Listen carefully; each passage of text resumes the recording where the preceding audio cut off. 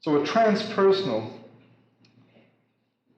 even in a later period, the male shaman or seer is in high degree, quote, feminine, unquote, since he is dependent on his anima aspect, and for this reason he often appears in woman's dress. Thus the woman is the original seeress. Someone asked me earlier today about poems she had written and said that a particular teacher who'd read them felt that he said he could recognize any poem written by a woman, and I gather he said it in a rather contemptuous manner. I almost want to say any poem you read is either written by a woman or is written by virtue of the fact of women in the world. A man's poem is a very drab. A man's poem is like his car, or like his. It's not his dog is more interesting often. I don't mean this to denigrate men, but men are only interesting in rapport with that source.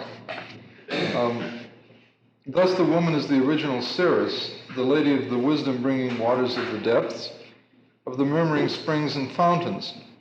For the, quote, original utterance of seerdom is the language of water, unquote.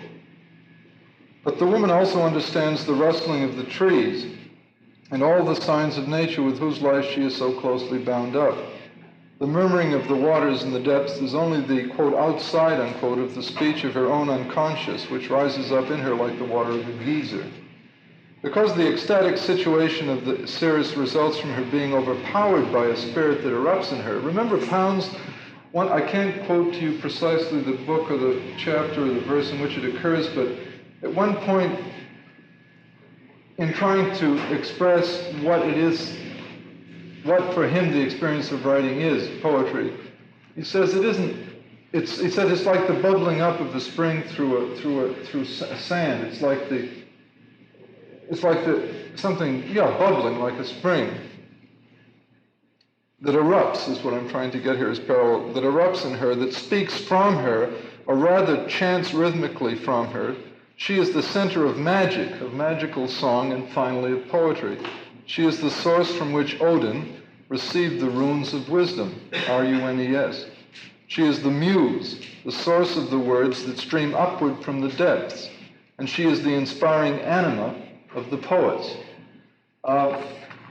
Let me just interpolate. For example, here's a contemporary poet in age, William Carlos Williams, and he, see if I can quickly get for you this parallel.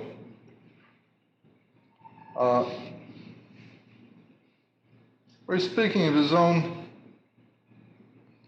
despair in kinds of assumption that the world has apparently come to, that he can't himself find peace with. I can quote it to you. What do they think they will accomplish with their ships? He's thinking now of the astronauts. What do they think they will accomplish with their ships that death has not already given them? Their ships should be directed, and I think it goes in, but I am an old man. I have had enough. The female principle of the world is my appeal and the extremity to which I have come. O clemens, O pia, O dulcis Maria. I mean, it isn't some like, oh, gee, isn't she pretty, and I'll write a poem to delight and attract her. It's